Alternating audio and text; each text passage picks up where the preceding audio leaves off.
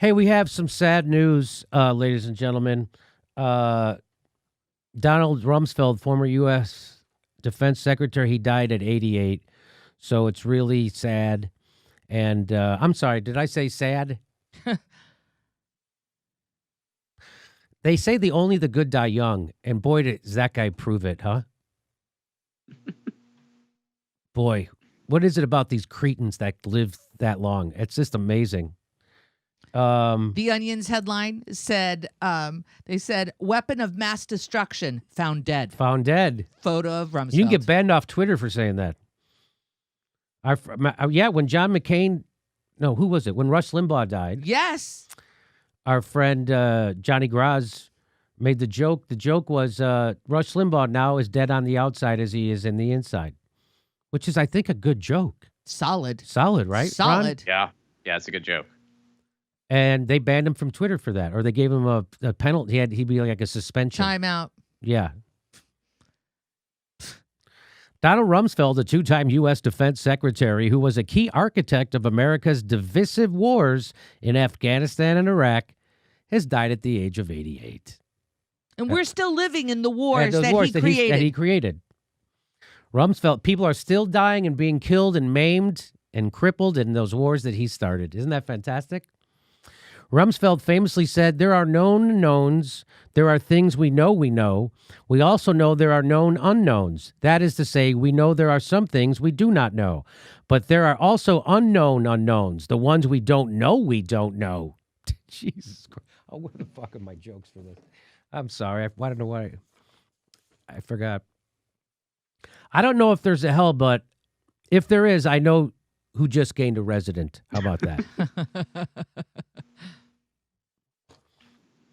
Rumsfeld, heating neoconservative voices around Bush, pushed the idea that Iraqi President Saddam Hussein possessed weapons of mass destruction.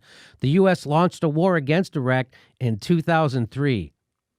He was one of the voices, him, Dick Cheney, and God, apparently. Remember? George Bush said God was the one who... he consulted God. Remember that? Oh, yeah. Oh, what a life, huh? What? Let's remember.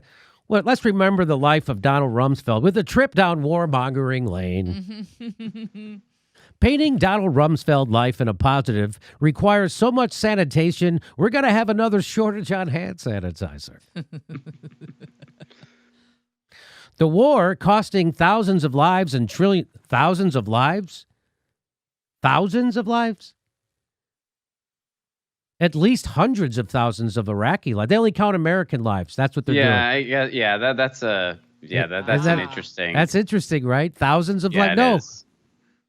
The war costing hundreds of thousands, if not millions of lives and trillions of dollars has now outlasted Rumsfeld. No weapons of mass destruction were ever found. Remember when George Bush laughed about that at one of the White House Correspondents' dinners? He played a video showed pictures of him looking under his desk. Nope, no WMDs under there, and everyone laughed. Look, no, not out there. Rumsfeld gave the orders that resulted in the abuse of torture of hundreds of prisoners in U.S. custody in Afghanistan, Iraq, and Guantanamo Bay. This should be at the top of every obituary. That Donald Rumsfeld was architect of a torture program and is an unbelievable war criminal and depraved human being? Yeah. Here's, remember this? This was the day before 9/11. So this was 9/10/2001. Watch this. Pentagon, the day before 9/11. Secretary of Defense Donald Rumsfeld declared war, not on foreign terrorists. The adversary is closer to home. It's the Pentagon bureaucracy. He said money wasted by the military poses a serious threat. In fact, it could be said that it's a matter of life and death. Rumsfeld promised change, but the next day, the world changed. And in the rush to fund the war on terrorism, the war on waste seems to have been forgotten. My 03 budget calls for more than $48 billion in new defense spending. More money for the Pentagon when its own auditors admit the military cannot account for 25% of what it already spends. According to some estimates, we cannot track $2.3 trillion in transactions. Well, let's give him some more money then.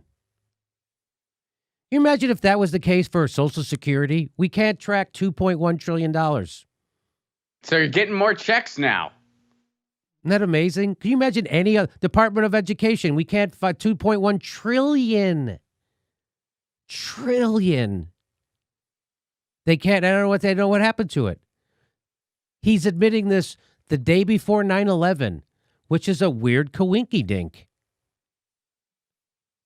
$2.3 trillion with a T. That's $8,000 for every man, woman, and child in America. Boy, that could have came in handy during COVID, huh? During the pandemic. $8,000 for every man, woman, and child in America. And that was 20 years ago. They couldn't account for $2.3 trillion. Imagine how much it is now. So this is my favorite Donald Rumsfeld. He's going to the White House Correspondents' Dinner, and this is my favorite thing. Well, I've met him. What are you here for tonight? It's the Correspondents' Dinner. Okay. Okay. Well, enjoy your evening, sir. Thank you very much. Madam. Thank you. I'll follow you. Hello, folks. Thank you. Mr. Secretary. War criminal! War criminal! War criminal! Arrest this man! Arrest the war criminal!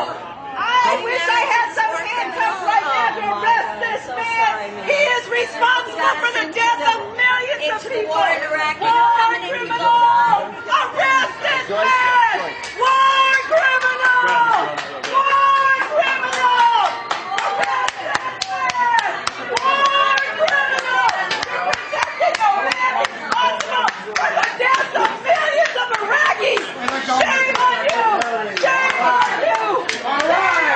War criminal!